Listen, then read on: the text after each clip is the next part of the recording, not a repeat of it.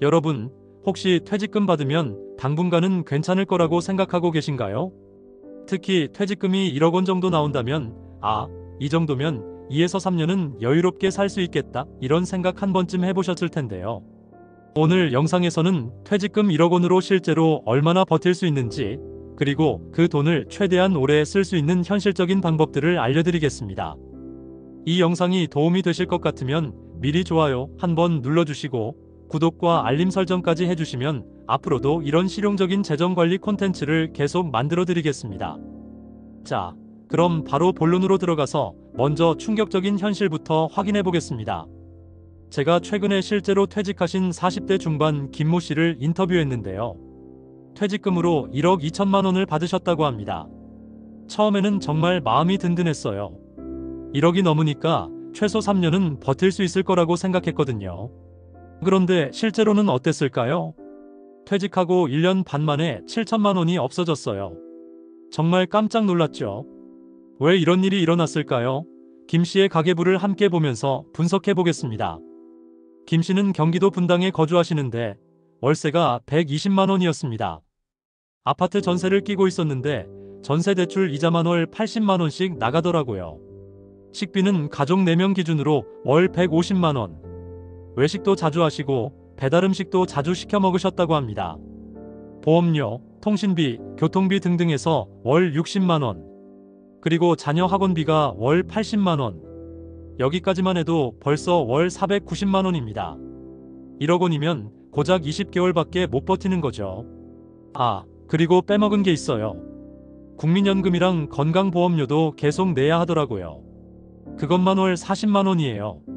실제로는 월 530만 원씩 나간 거죠. 그러면 1억 원으로는 18개월, 1년 반밖에 못 버티는 겁니다. 여기에 갑자기 병원에 입원한다든지, 가전제품이 고장난다든지, 경조사가 있다든지 하는 예상치 못한 지출까지 생기면 더 빨리 바닥나는 거죠. 그럼 이제 지역별로 얼마나 버틸 수 있는지 좀 더 현실적으로 계산해 보겠습니다. 서울 강남권에서 혼자 살 경우를 먼저 보겠습니다. 제가 실제 부동산 사이트와 마트 전단지를 보고 계산해 봤습니다. 원룸 월세가 100만 원, 식비가 1인 기준으로 80만 원 정도 들어요.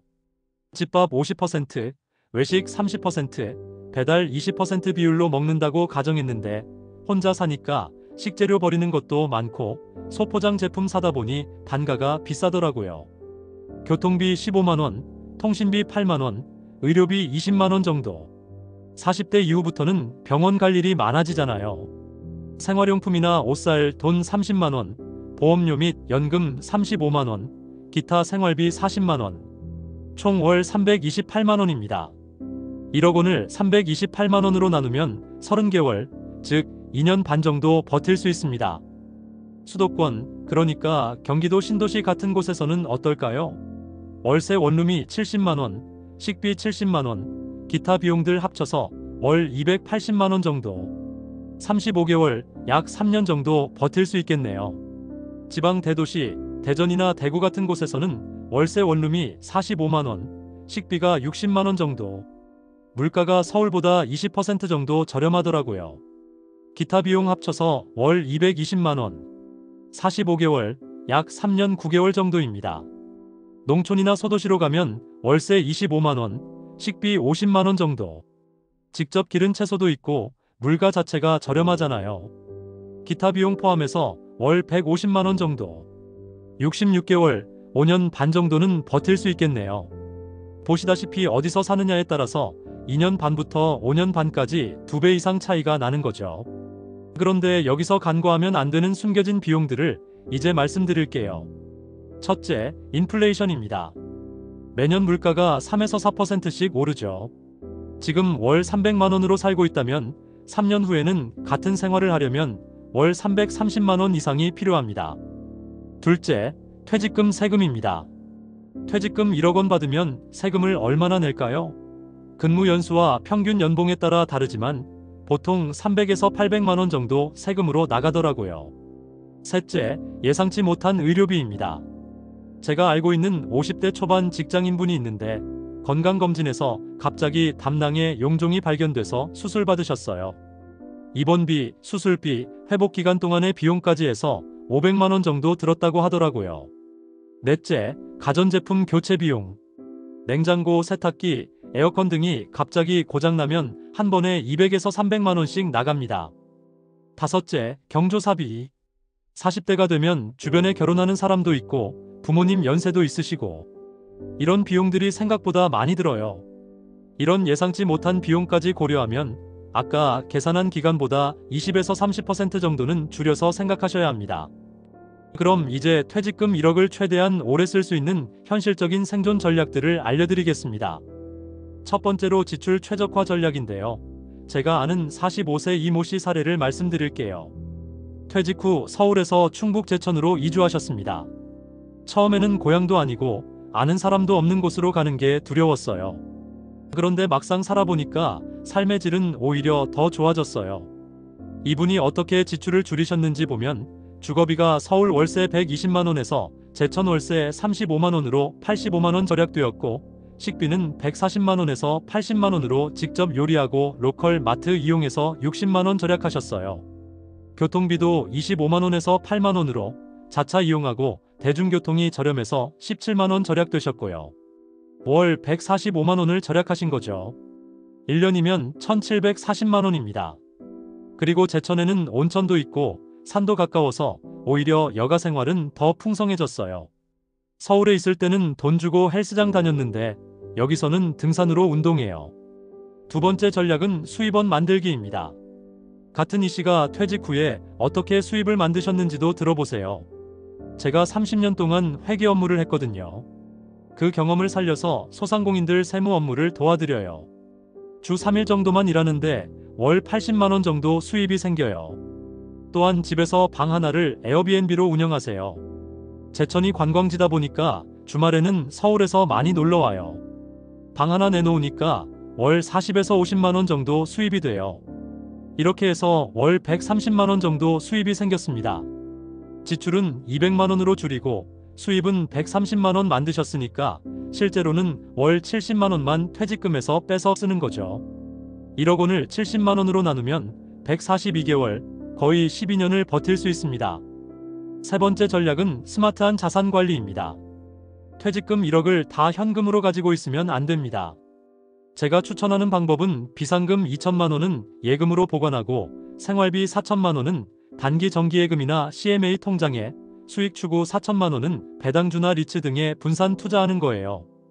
배당주 같은 경우 연 4% 정도 배당을 준다고 하면 4천만 원을 투자했을 때 연 160만 원, 월 13만 원 정도 추가 수입이 생기는 거죠. 단, 투자는 원금 손실 위험이 있으니까 꼭 분산해서 하시고 생활비까지 투자에 넣으시면 안 됩니다. 네 번째 전략은 생활 패턴 바꾸기입니다. 48세에 퇴직한 박모 씨의 사례를 보겠습니다. 퇴직하고 나서 생활 패턴을 완전히 바꿨어요. 일단 일찍 자고 일찍 일어나는 생활을 하니까 전기료도 많이 줄었고요. 그리고 집에서 빵 굽기, 요리하기를 취미로 하니까 식비도 줄고 스트레스도 풀리더라고요. 예전에는 스트레스 받으면 쇼핑하고 술 마셨는데 이제는 빵 굽고 요리해요. 이분은 또 중고 거래를 적극적으로 활용하세요. 옷이나 전자제품은 거의 중고로 사요. 당근마켓이나 번개장터 보면 거의 새 제품 같은 게 반값에 나와요. 그리고 안 쓰는 물건들은 바로바로 팔아서 용돈도 벌고요. 한 달에 중고 거래로만 10에서 15만 원씩 절약하고 계신다고 하네요. 이제 많은 분들이 퇴직 후에 저지르는 실수들도 알려드릴게요. 첫 번째 실수는 창업 충동입니다. 52세에 퇴직한 최모 씨는 퇴직금 중 6천만 원으로 치킨집을 차렸다가 1년 만에 문을 닫고 돈을 다 날렸습니다. 20년 넘게 사무직만 했는데 갑자기 장사를 하니까 너무 어렵더라고요. 경험도 없고 체력도 딸리고. 창업은 정말 신중하게 하셔야 합니다. 특히 퇴직금 대부분을 투자하는 건 위험해요. 두 번째 실수는 과도한 투자입니다. 퇴직금 받고 나서 주식에 올인했어요. 5천만 원이 3천만 원으로 줄었죠. 퇴직 후에는 돈 벌 기회가 적어지기 때문에 안전자산 비중을 높여야 합니다. 세 번째 실수는 생활 수준 유지입니다. 퇴직했는데도 계속 예전처럼 살았어요. 매주 외식하고 브랜드 옷 사고. 정신 차려보니 2년 만에 8천만 원이 없어졌더라고요. 수입이 없어졌으면 지출도 그에 맞춰 줄여야 합니다. 그럼 지금 당장 할 수 있는 구체적인 실전 액션 플랜을 정리해 드릴게요. 첫 번째 단계는 현재 지출 파악하기입니다. 이번 주 안에 지난 3개월 카드 내역, 통장 내역 다 뽑아보세요. 항목별로 분류해서 평균 월 지출을 계산해 보시면 생각보다 어디에 돈 쓰는지 몰랐던 부분들 많이 발견하실 거예요. 두 번째 단계는 2주 지역 리서치하기입니다. 이번 달 안에 관심 있는 지역의 부동산, 생활 물가를 알아보시고 가능하면 직접 가서 며칠 살아보세요. 지역 커뮤니티에 가입해서 실제 거주자들과 대화해 보시는 것도 중요합니다. 세 번째 단계는 수입원 개발하기입니다. 지금 당장 본업에서 쌓은 경험과 스킬을 정리해 보시고 프리랜서나 파트타임으로 할 수 있는 일을 찾아보세요. 온라인 플랫폼 활용 방법도 미리 익혀두시는 게 좋습니다. 여러분이 이 영상을 보고 계시다는 것 자체가 퇴직 후 생활에 대해 미리 고민하고 준비하신다는 뜻이니까 이미 첫 번째 단계는 하신 거예요. 오늘 영상에서는 퇴직금 1억 원으로 얼마나 버틸 수 있는지, 그리고 그 돈을 최대한 효율적으로 쓰는 방법들을 알려드렸습니다. 핵심만 다시 정리하면 지역에 따라 2년 반에서 5년 반까지 큰 차이가 나고 지출 줄이기와 수입 만들기를 동시에 해야 하며 예상치 못한 비용 20에서 30% 여유분을 둬야 하고 무리한 창업이나 투자는 금물이라는 점입니다. 이런 내용들이 도움이 되셨다면 좋아요 버튼 꾹 눌러주시고 구독과 알림 설정도 부탁드립니다. 다음에는 퇴직 후 부업 아이템이나 지방 이주 실전 가이드도 준비해서 올려드릴게요. 그럼 오늘도 건강하시고 현명한 준비로 행복한 노후 만드시길 바랍니다. 감사합니다.